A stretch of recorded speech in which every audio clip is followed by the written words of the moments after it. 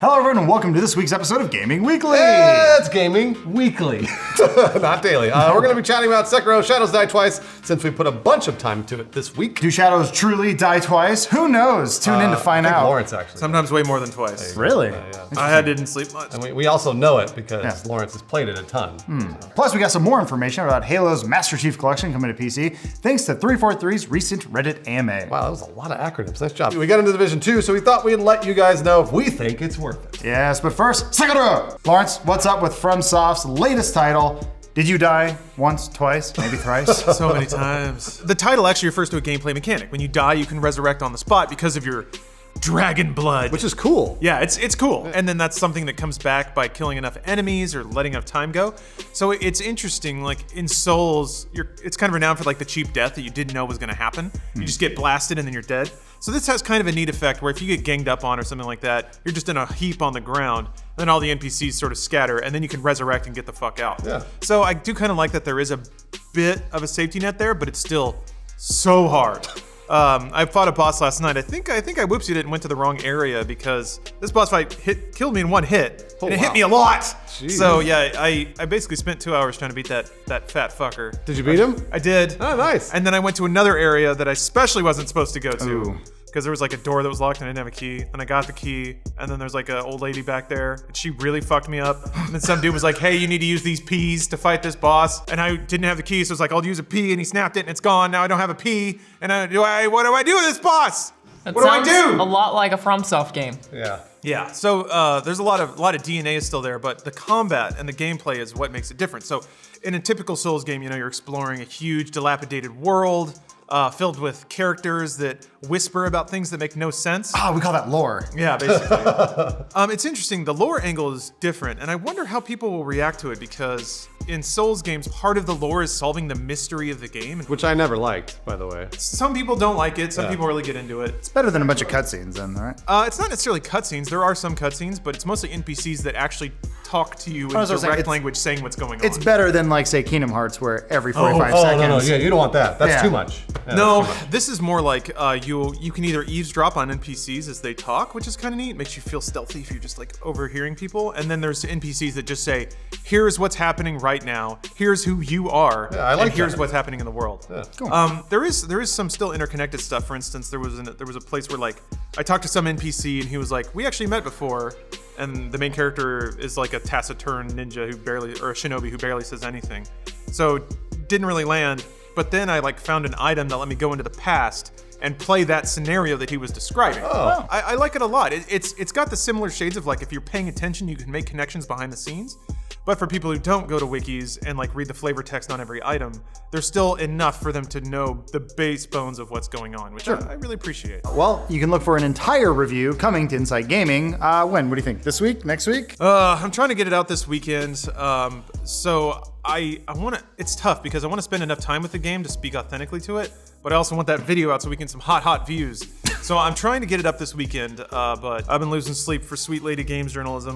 Don't worry about that. Yeah, so we'll see. I just talked it out with one of the editors in Austin to do like a swing shift tomorrow so we can get it done. Cool. So yeah, I think hopefully we'll have something up this weekend. Well, I've said it before, I'll say it again. Lawrence is the Jesus Christ of the gaming world. Until... Wow. Like Sekiro, man, I died and came back. That's right. Multiple times. He resurrected. He's Japanese Jesus Christ. Let's talk about everything 343 had to say about the Master Chief Collection making its way to PC. Yeah, fantastic. So the dev team recently did a Reddit AMA headed by the community director, Sketch, and lead producer, Michael Farney. Farney, yeah. First up, we know the Master Chief Collection on PC is going to have games released chronologically over a period of time rather than all at once. One Redditor asked if the 343 team has any time frame in mind. Alanah, what did the team say? The team said right now the priority is getting Halo Reach ready for public fighting, and work is underway almost in parallel for Halo CE, which will be the second game because obviously Reach comes first. Yeah. For the rest, they just said as soon as possible, but it sounds like Halo 2, which is most people's favorite Halo in terms of multiplayer, isn't even being worked on yet. So don't know what the time frame is. We'll find out. And a lot of that work is, of course, just making sure the games goddamn work on PC, especially after the whole console launch of the Master Chief Collection was being just so rocky. so it was broken. bad. Yeah. It was real bad. It just didn't How do you not make a co-op game that works? I don't know. That's the one thing Because people want it for. Because they rushed it, because someone said, we have these things, just put them in this thing and then put it out there. And they went, okay. Yeah. We'll try. And it didn't work. Yeah, so they're focused on getting the core of the games right for PC, and mentioned that anti-cheat is a big focus for them. Beyond that, it's planned to grow over time, like they'll likely eventually have mods, and are already exploring options for official mod support. My God, Master Chief's gonna have big old titties. He already does. Yeah, he does. Once they're all out, though, you'll be able to purchase all the games of the MCC in one bundle or completely separately if you want to. You just want Halo 3? You got it. Sure, that's fine. That's good and bad, I guess. I don't know. It's like Master Chief Collection was sold as a bundle, $60 bundle. Now they're sending them all piece by piece. We don't know how much they're going to cost individually. Either way. Weirdest part is that it isn't a season pass. Sketch said you can get them one by one as they release, or wait and get all of them at the end. So you can't pre-purchase all of them, which is an interesting choice. Huh. Yeah. It's like when you buy that box set, but it only comes with one DVD and a spacer for the rest of them. So you got to buy all the other ones individually. Like I said, they want to get each game right, which is probably what they should have done beforehand, where they said we should pay attention to each game I mean, instead this of just is cramming a it in. good thing for them to do. So a bunch of Redditors complained about that, saying they'd way prefer to be able to buy all the games at once. And 343 said, for context, it gets tricky when we have a flexible release plan that ties to flighting and ongoing development. It's hard to definitively promise a player when they'll get the thing they paid for, or even what features may or may not be there at one time. We have to get this right on PC and do so in a way that doesn't potentially upset customers. They could just be like, here are the Halos. They'll have nothing. Yeah. Buy them. And then that way, at least they don't, manage expectations of what's Right. happening. So. Again, after the launch of the Master Chief Collection on Xbox, we totally get it. Yeah, we understand. Speaking of Xbox, they confirmed that your progress will carry over between the console and PC versions. Hey. That's really cool. That includes stats, achievements, forged maps, game variants, and pretty much everything else except for mid-mission saves. Those are unique to each platform and cannot be shared. Oh, didn't know that. So all of your Halo Reach unlocks from the original game on the Xbox 360 will not be carrying over. Oh, Darn. I got so many of those unlocked. That is actually worth noting, because they're also looking into changing how the progression works in Reach. It'll have the same mix and match customization with the individual armor pieces and everything, but they're exploring a new and deeper progression system that retains the feel of the old system and blends with newer models. Reach had you have to grind a lot to get everything in it. So I could see a lot of people actually being upset if they did unlock everything. They should probably speed it up. Alanah, does that mean microtransactions or no? No, they said that does not mean monetization or anything like that. I think that was the exact quote. Fantastic. So, Good. yeah, none of that. Aside from that, they mostly spoke about a lot of people asked about FOV sliders. A lot of questions about FOV sliders. It matters more than you think. Yeah. But Halo it matters specifically on Halo because the FOV is real low. Here. And This the gun is is here. huge. Yeah. Playing that game on PC back in the day was weird. It made me feel like I was wearing weird glasses because it's meant to be played across the room, not right in front of your face. For content, if you want to try it sometime, stream Master Chief Collection from your Xbox to your PC screen. Oh, yeah. If you have especially like a 1440p or anything, you're just it's so close. You're mashed up against It's weird. interesting. Yeah. It makes a big difference on PC actually. There are a lot of technical questions outside of that. It was just generally we don't really know, but we're excited.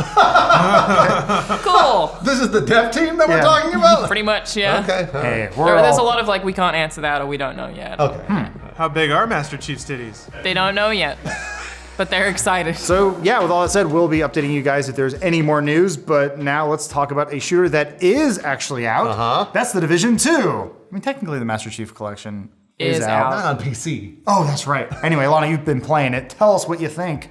I really like it, is my general take, and I like it a lot more than I expected. So, have you guys played The Division 1? A little bit. I never played it. It's a lot like that game, but way more interesting to look at.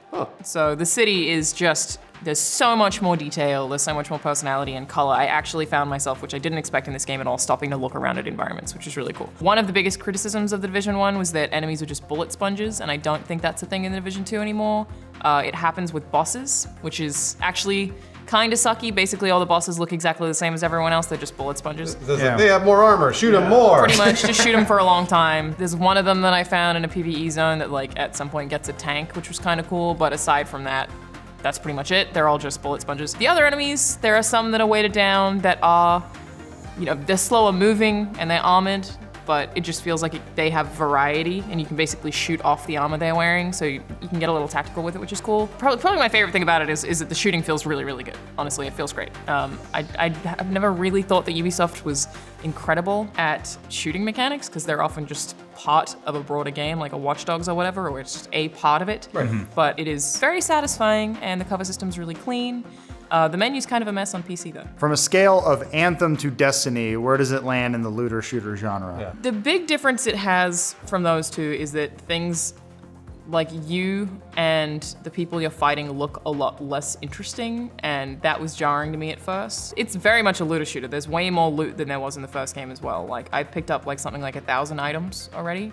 There's tons of loot, tons and tons and tons of different weapons. But doesn't that get daunting? Like, isn't that a lot? Not really, because you pick it up so fast. I haven't found a problem with that, but there's chests in virtually every room. So it's very looty and it is very shooty. I'm enjoying it. I've put, I think, probably about 15 hours in, maybe 20. I'm trying to get to the end game, but it is a long video game. I feel like it might take me like 60 hours to get there, I don't know. Let's say you see your friend Bruce in the hallway, and you go, "Hey Bruce," and I go, "Hey Alanah, I want to play The Division 2, but I don't want to get started in a looter shooter genre.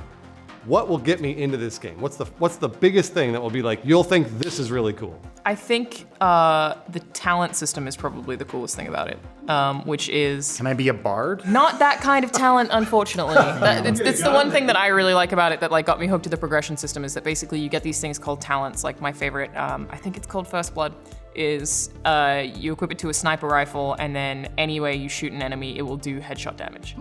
So you can basically have your loadout based around these talents that just are like buffs, but you can only have them equipped to a certain weapon, and if you want to move them to a different weapon, you have to like deconstruct the original weapon. I think that system is really cool and really satisfying, and you're constantly collecting these new things that'll like give you a very unique loadout. And I think it feels more unique than it would to me in an Anthem or a Destiny. Then we high five each other in the hallway and walk away. Yeah. And we go, "Thanks, Alanah." That sounds cool. Cool talents. Yeah, Bruce is gonna go home and play Apex. No, I want to play Division 2. They have a battle pass now. I can give it money. Lawrence, you've been playing it as well, right? Yeah, I need Dividey friends. The combat is a lot more interesting than most of what you'd see in Destiny 2, bizarrely.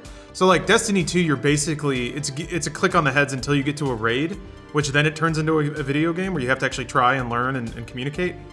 Basic combat is kind of like that in Division 2. The AI is super aggressive. They'll flank the shit out of you, and they operate on like aggro taunt mechanics. So kind of like Alanah was saying with talents, you can have one person spec'd out as kind of like the tank. They can get a huge shield, taunt everybody.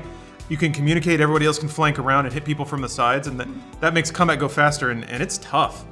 They will push you, especially some of the boss fights. They do some pretty cool stuff with like AoEs and like heal over time stuff that makes you have to actually communicate and play tactically to get around people. So Unfortunately, that's the most useful stuff though. Like the shield and the healing skills are the most useful. Some of the others, like the turret, works at the start of the game, but when you get later into the game, it's just shot and blows up really quickly. Okay. So that's not super well balanced. I think there are some abilities that are meant to sort of be just a damage aid as you're leveling. Yeah. And then when it comes to endgame, it's more about the buffs and stuff like that. So I haven't gotten to endgame yet myself, but I'm enjoying it a lot more than I thought I would, because it's weird, kind of like Alanah said. It is just like man with beanie and gun. Yeah. So the optics of it don't seem that interesting, but the gameplay actually they did put a lot of time into it. It's a little more satisfying than just Destiny, run down hallway, click on enemy. Yeah, I mean, I feel like Destiny offers a lot of good variety for what it does, but it's still a very shallow game. It's repetitive. It's very repetitive. It's like Diablo 3. Like it's fun and you feel like a badass for killing a lot of shit, but it's never really gonna mentally tax you very much or ask you to do something aside from run forward and kill things. Diablo at least pushes you through a level or a world, whereas Destiny asks you to revisit it so many times. All right, well, we'll see you on The Division 2. I doubt it. Maybe. Maybe. Okay. Well, that's it for this week's Gaming Weekly. Thank you all for watching. Yeah, make sure you check out youtube.com/Inside Gaming for more news like this, but daily instead of weekly. And we'll see you next week, because it's called Gaming Weekly. Yeah. Bye-bye.